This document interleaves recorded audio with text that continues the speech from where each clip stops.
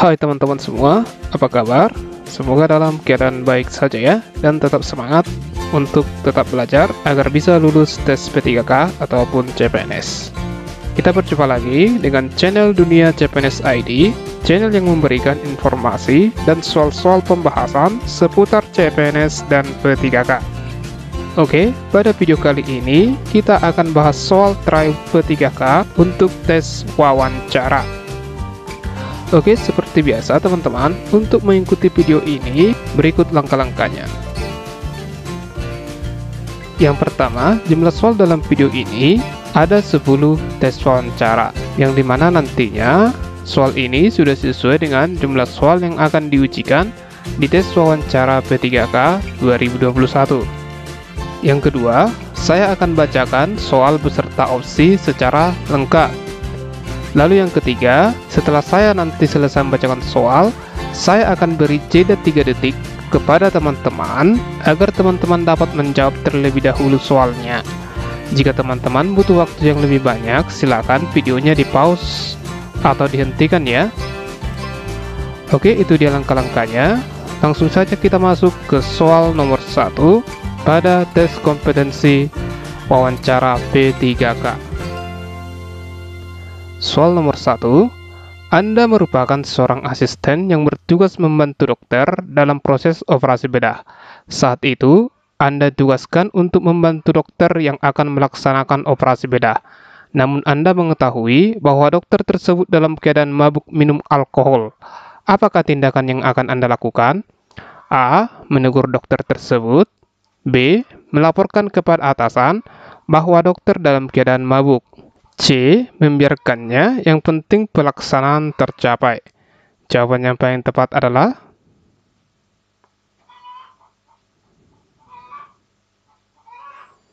ya, B, yaitu melaporkan kepada atasan bahwa dokter dalam keadaan mabuk. Kenapa? Kita lihat pembahasannya. Posisi Anda pada soal ini yaitu sebagai seorang asisten yang harus profesional dan berdedikasi dalam membantu tugas dokter. Namun di sisi lain, posisi Anda sebagai pelayan kesehatan juga harus memperhatikan betul-betul kesehatan dan keselamatan pasien serta SOP atau standar operasional prosedur.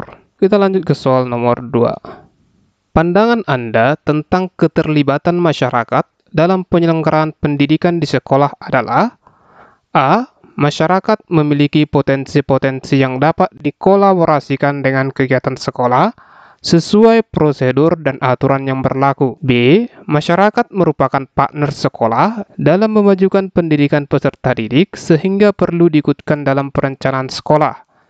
C. Masyarakat dan sekolah perlu bekerja sama dengan membuat kontrak kesepakatan yang nyata dalam dokumen yang dapat dipertanggungjawabkan. Jawaban yang paling tepat adalah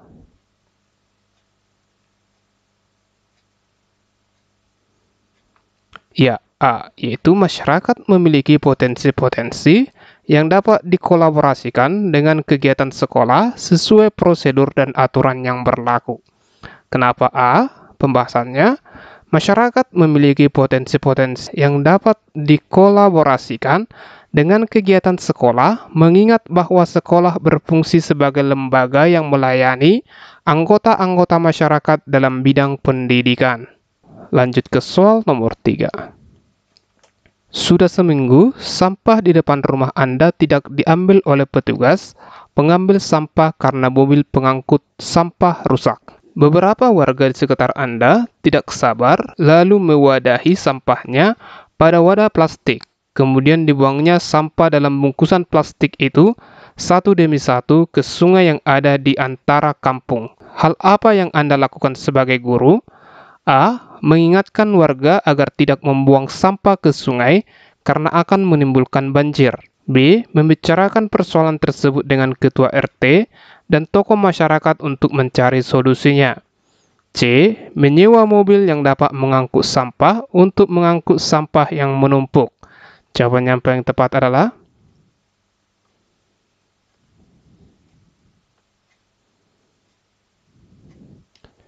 iya, B, yaitu membicarakan persoalan tersebut dengan ketua RT dan tokoh masyarakat untuk mencari solusinya. Kenapa B? Kita lihat pembahasannya. Kasus pada soal di atas berkaitan dengan kepentingan orang banyak, sehingga tidak bisa diputuskan sendiri dan harus didiskusikan dengan pihak terkait seperti ketua RT atau tokoh masyarakat setempat. Oke, kita lanjut ke soal nomor 4. Suatu ketika, hasil pekerjaan yang sudah Anda kerjakan dengan susah payah dikritik tajam oleh kepala sekolah. Menghadapi kritikan tersebut, pernyataan paling mendekati reaksi Anda adalah A. Tidak membalas kritikan tersebut dan juga tidak melakukan perbaikan karena tidak ada gunanya. B. Tetap mempertahankan hasil pekerjaan saya dan berargumentasi dengan kepala sekolah. C. Menahan diri, mencermati kritikan tersebut untuk melakukan perbaikan. Jawaban yang paling tepat adalah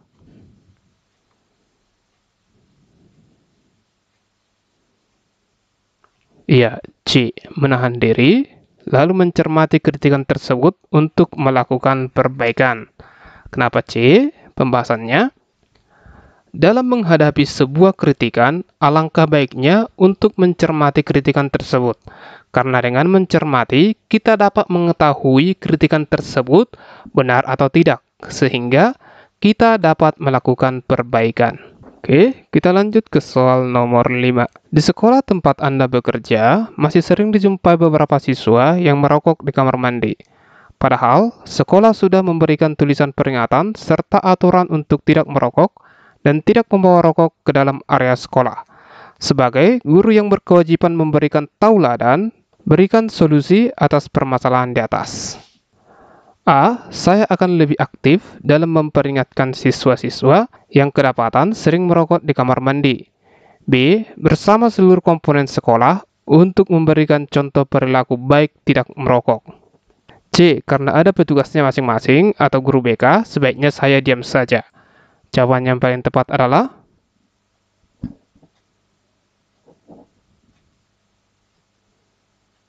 iya, B. Bersama seluruh komponen sekolah untuk memberikan contoh perilaku baik tidak merokok.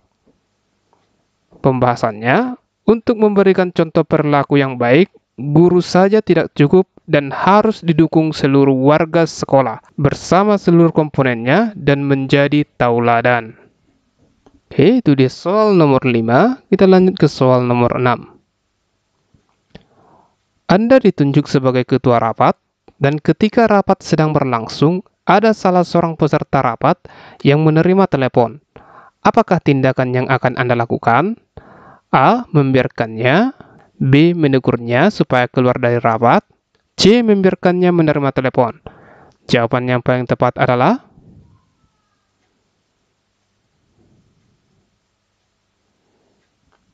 iya, C. Membiarkannya menerima telepon. Kenapa demikian? Kita lihat penjelasannya. Di sini Anda berada pada posisi sebagai ketua rapat. Seorang ketua rapat harus mempunyai wibawa, tegas, tanggung jawab, dan bijaksana dalam mengatur jalannya rapat. Membiarkannya menerima telepon merupakan jawaban yang paling tepat, karena tindakan tersebut merupakan tindakan bijaksana, serta dapat dimaklumi karena peserta rapat tersebut bisa saja menerima telepon yang sangat penting dari keluarga, rekan kerja, atau pihak lainnya. Oke, bisa ya teman-teman? Kita lanjut ke soal nomor 7. Terdapat siswa yang mengeluhkan kepada guru bahwa dalam tugas-tugas kelompok seringkali dipaksakan teman-temannya untuk menyelesaikan tugas itu sendirian. Hal ini karena siswa tersebut selain pandai, juga orang yang berada sehingga kebutuhan-kebutuhan dalam mengerjakan tugas mudah dipenuhi. Menanggapi hal tersebut, Anda A. Memfasilitasi pertemuan anggota kelompok agar tidak ada pemaksaan dan semua ikut berkontribusi. B. Meningkatkan pemantauan proses kerja kelompok dan menginformasikan hasil evaluasi serta keterlibatan setiap anggota dalam kerja kelompok. C. Memberikan teguran kepada siswa-siswa yang enggan terlibat dalam kerja kelompok. Jawaban yang paling tepat adalah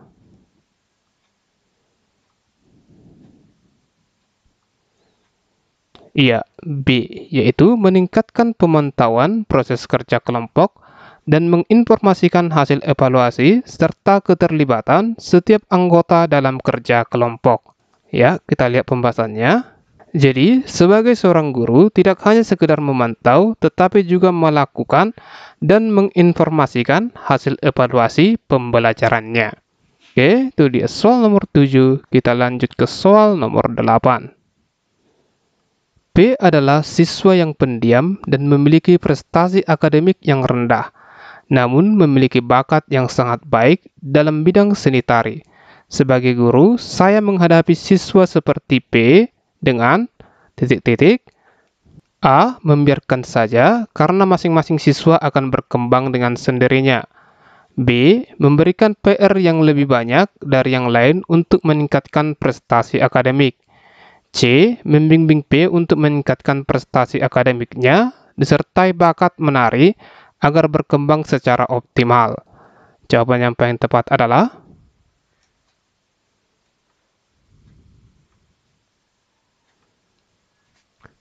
iya, C, yaitu membimbing B untuk meningkatkan prestasi akademiknya disertai bakat menari agar berkembang secara optimal. Kenapa C? Kita lihat pembahasannya. Prestasi akademik dan non-akademik harus berjalan beriringan. Jadi, di samping kita memfasilitasi dan mendukung bakatnya, kita juga harus membimbing bagian akademiknya. Oke, kita lanjut ke soal nomor 9. Sebagai guru yang dianggap kompeten, Anda diminta menggantikan guru yang lain yang kebetulan sakit untuk mengkoordinasikan panitia kegiatan peringatan HUT Kemerdekaan RI di sekolah. Yang akan Anda lakukan atas permintaan ini adalah A. Mengkoordinasikan dan bersinergi dengan pihak-pihak yang terlibat dalam kepanitiaan. B. Menerima tugas itu dan menjalankannya setelah tugas-tugas lain yang datang terlebih dahulu. C. Walaupun dengan berat hati, akan bekerja dan menjalankan tugas itu apa adanya. Jawaban yang paling tepat adalah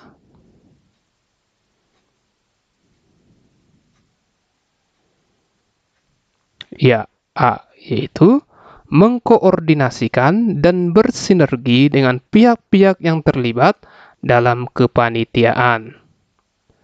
Kenapa A? Kita lihat pembahasannya. Jadi, sebagai seorang guru yang berkompeten, ada baiknya Anda dapat berkoordinasi dan bersinergi seperti apa yang telah ditugaskan oleh guru yang Anda gantikan. Oke, kita masuk ke soal nomor 10, soal yang terakhir pada video kali ini. Kita lihat soalnya. Anda diberikan amanah sebagai ketua panitia penerimaan siswa baru dengan sistem zonasi. Daya tampung sekolah Anda 120 siswa. Kebetulan calon siswa urutan ke-120 adalah dua calon siswa yang skornya sama. Salah satunya adalah keponakan kepala sekolahmu. Tetapi pada saat pendaftarannya kalah dulu dengan siswa yang bukan keponakan kepala sekolah. Hal apa yang akan Anda lakukan? A. Menerima keponakan kepala sekolah meskipun mendaftarnya lebih dulu calon siswa lainnya. B. Menerima siswa lain karena mendaftar lebih dahulu untuk menjaga objektivitas. C. Membahas dalam rapat panitia agar keputusan yang diambil lebih objektif dan dapat dipertanggungjawabkan. Jawaban yang paling tepat adalah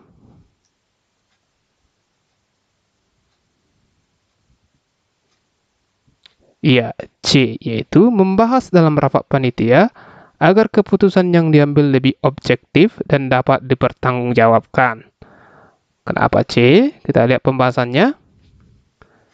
Segala sesuatu yang menyangkut orang banyak atau suatu organisasi, maka semua keputusan harus diambil melalui kesepakatan rapat. Oke, itu dia soal nomor 10. Oke, demikian video kali ini teman-teman. Tetap semangat supaya lulus di seleksi P3K maupun CPNS tahun ini ya. Semoga video kali ini bermanfaat dan jangan lupa untuk like, share, dan subscribe supaya teman-teman tidak ketinggalan video-video terbaru dari channel ini. Terima kasih sudah menonton dan sampai jumpa lagi di video selanjutnya.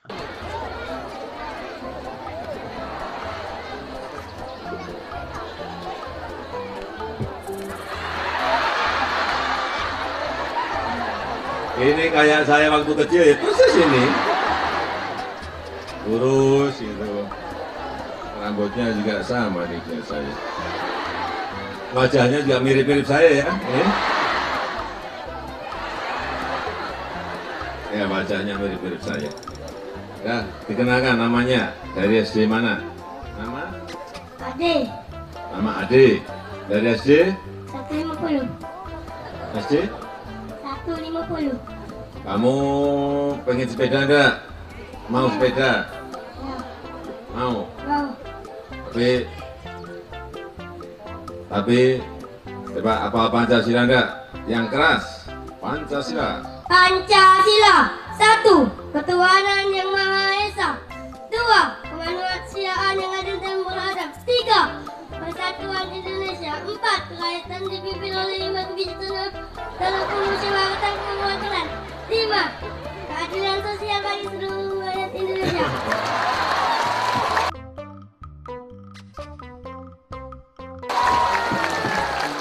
Udah.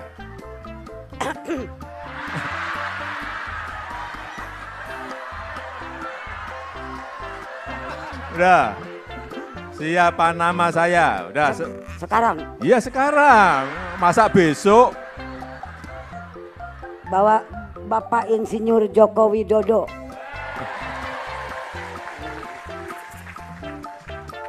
Saya pikir nggak tahu. Tahu di TV. Dulu nama. Nama saya Reza Farah Daida Ramadan dari Mujurlor, Kroya. Dari Kroya. Namanya siapa panggilannya? Reza. Raja. Raja. Raja atau Raja? Pada baik. Pada baik apa toh? Pada baik. Apa itu? Sama saja. Oh sama saja. Pada baik. Kepriwe kabare?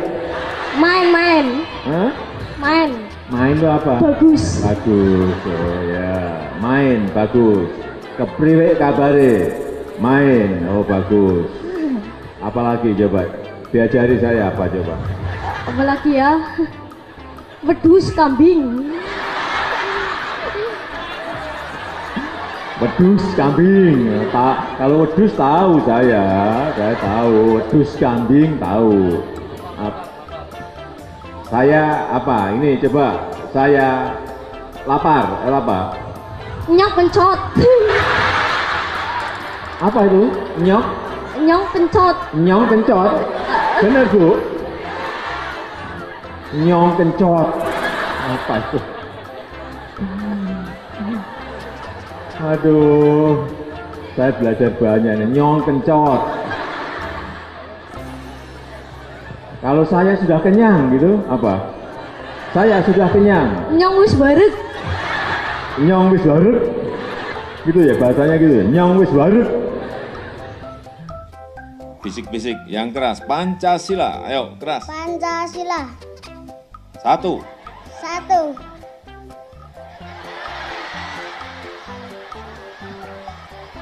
Diulang. Pancasila. Pancasila. 1. 1.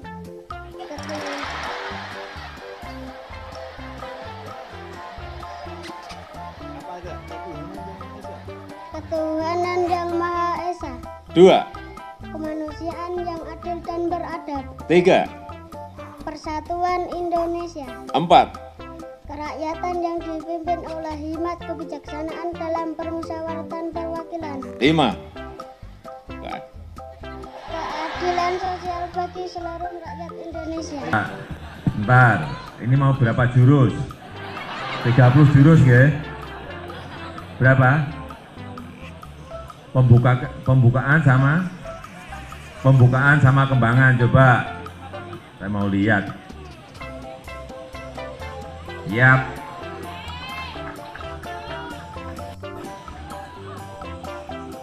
Wah, kalau ini beneran ini.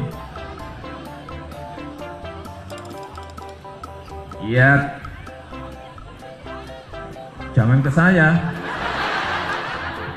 Hampir kena saya tadi. Ya, terus.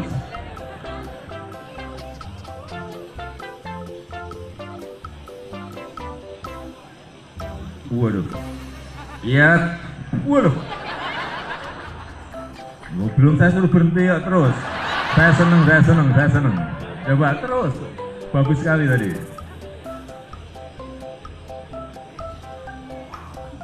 Wah.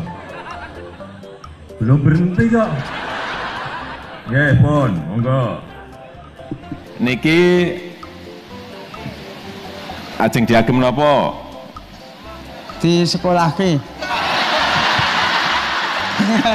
Di sekolah kene pripun sih? Coba dijelaskan di sekolah kene pripun? Artinya napa di sekolah kene niku? Pados utangan. Oh, pados utangan. Nggih. Mboten apa-apa pinten badhe pados pinten panjenengan? Gang 100 mawon.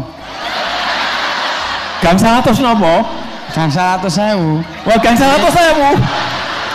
Saya tadi kaget gang 100 yuto kaget saya. Mboten Pak, namun nggih napa? SPP anak. Sekedap niki jenengan kagungan ageng lho nggih 547 meter persegi untuk pinjam 500.000. Nggih. Sekedap.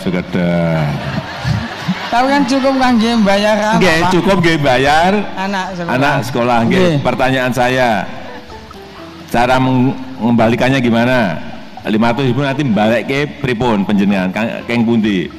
Keng Bu kerja pados kerjaan. Nggih, nyicil tiap bulan ngoten. Nggih. Mang cicil pinten sebulan?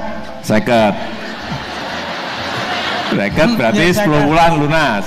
Oh, ngoten. 50. Sanggup panjenengan sebulan 50 itu bisa? Bisa, oke, nggih pun.